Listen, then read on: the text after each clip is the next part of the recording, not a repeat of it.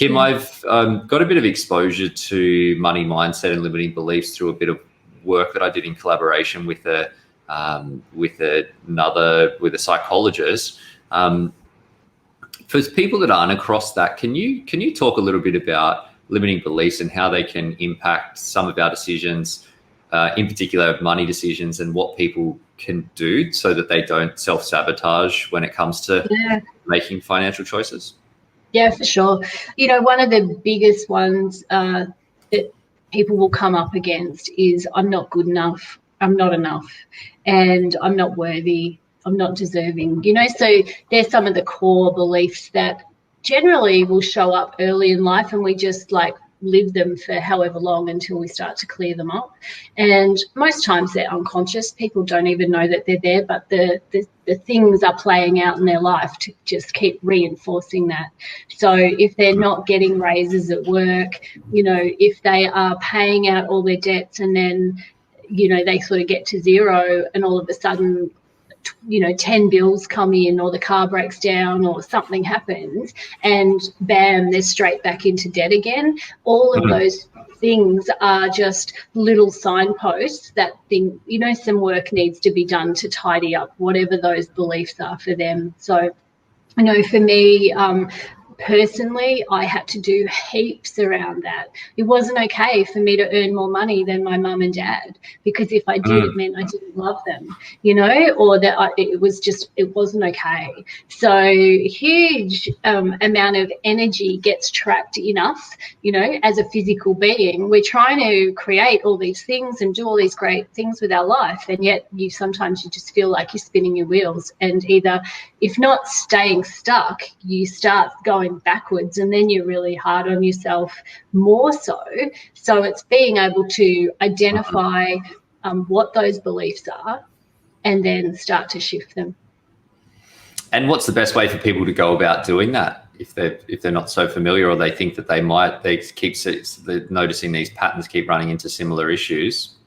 Obviously reach out and ask for help. If you've got, generally sometimes friends are not the best people to go to, because they may be around the same place as you, either financially or in life. So look for support from someone that is leveled up higher than yourself. And that could be a coach, it could be a mentor. Obviously, there's a lot of free resources online that people can work towards. But if you're writing down, if you sit and you write down some of these things, like what do you believe about money, or what do you believe about yourself? And then if you realize that probably 8 out of 10 of them are negative, what's the opposite of that? So, I'm not worthy, I am worthy. It sounds very simple, but it's a good place to start. And then as you read the opposite of that negative belief, most often will feel like you're lying to yourself. However, your unconscious mind and your conscious mind, you don't know the difference between real and imagined. So, just start saying it anyway. And if you need to put it up in the bathroom or in the shower, I laminate stuff and I put it in the shower and I read it in the shower every morning. So that's a really great little hint.